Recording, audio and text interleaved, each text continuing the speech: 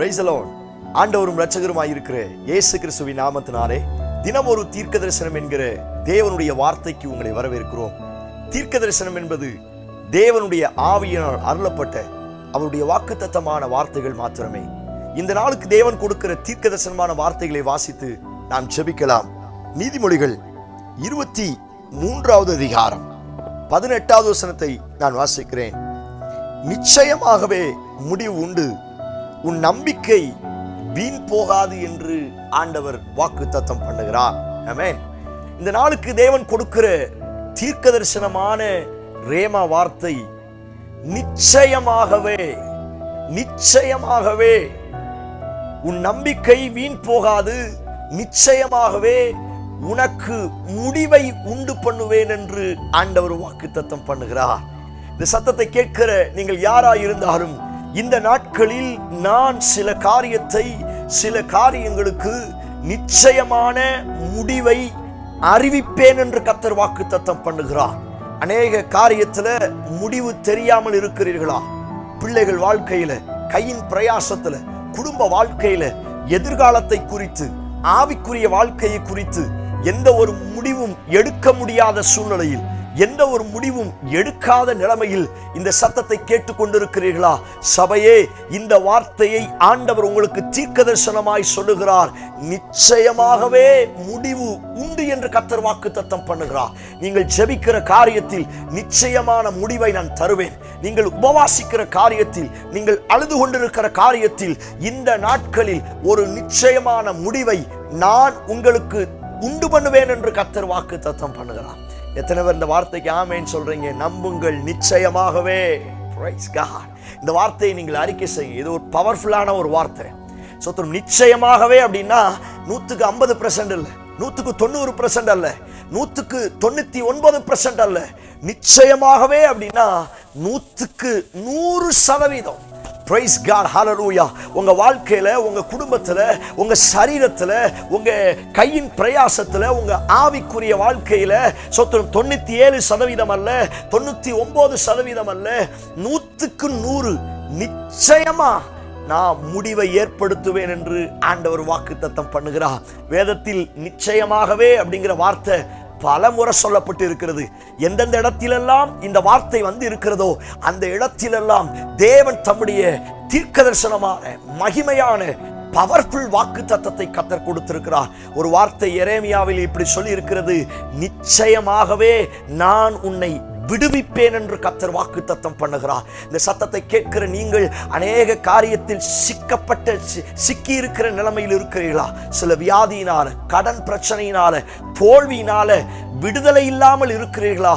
ஆண்டவர் உங்களை பார்த்து இந்த வார்த்தையை தீர்க்க தரிசனமாய் சொல்லுகிறார். நிச்சயமாகவே நான் உன்னை விடுவிப்பேன் என்று ஆண்டவர் வாக்குத்தத்தம் பண்ணுகிறார். அதே எரேமியாவிலே ஆண்டவர் சொல்லுகிறார், நிச்சயமாகவே நான் உன்னை இந்த தேசத்தில் நாட்டுவேன் என்று கர்த்தர் வாக்குத்தத்தம் பண்ணுகிறார். சத்துரு என்னையும் என் குடும்பத்தையும் பிடுங்கி போடலாம் என்று திட்டம் பண்ணுகிறான். ஆனால் ஆண்டவர் ஒரு நாளும் அவனை பிடுங்கி போட விடமாட்டார். ஆண்டவர் சொல்லுகிறார், நிச்சயமாகவே நான் உங்களை நாட்டுவேன் என்று கர்த்தர் வாக்குத்தத்தம் பண்ணுகிறார். எந்த இடத்துல உங்க குடும்பத்திலிருந்து துரத்தணும், வீட்டை விட்டு துரத்தணும், இடத்தை மாற்றணும் அப்படின்னு சத்துரு பிளான் பண்ணானோ அதே இடத்துல நிச்சயமா நான் உங்களை நாட்டுவேன் என்று கர்த்தர் வாக்குத்தத்தம் பண்ணுகிறார். எத்தனை பேர் இந்த வார்த்தைக்கு ஆமென் சொல்றீங்க? அதே ஸ்தோத்திரம் எரேமியாவில் ஆண்டவர் சொல்லுகிறார், நிச்சயமாகவே நான் உனக்கு பதில் கொடுப்பேன். ஓ, எவ்வளவு அழகான வார்த்தை!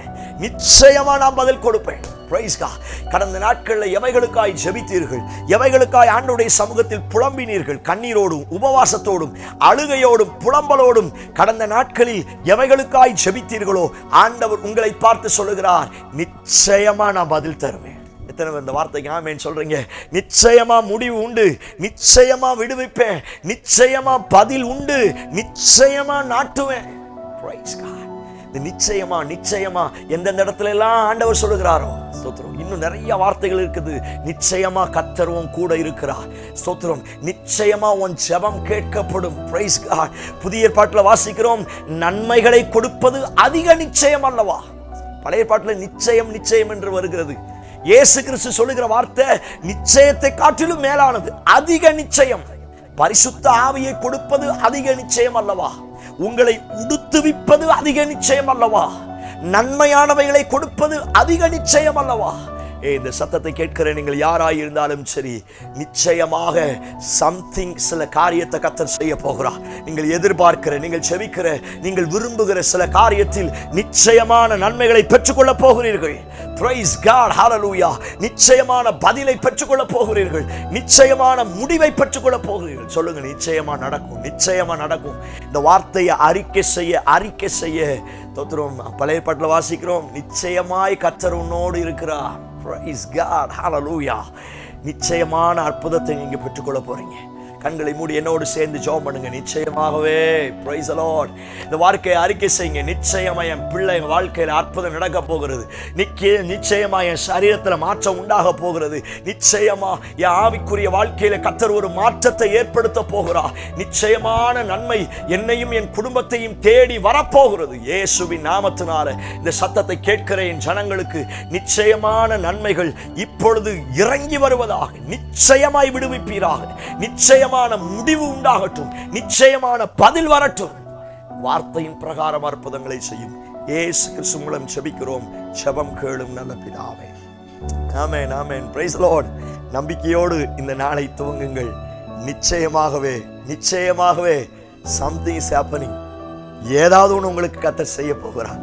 இந்த செய்தி உங்களுக்கு ஆசீர்வாதமா இருந்துச்சுன்னா மற்றவங்களுக்கு ஷேர் பண்ணுங்க. கர்த்தர் பெரிய காரியங்களை செய்வாராக. ஆமென். Praise the Lord. God bless you.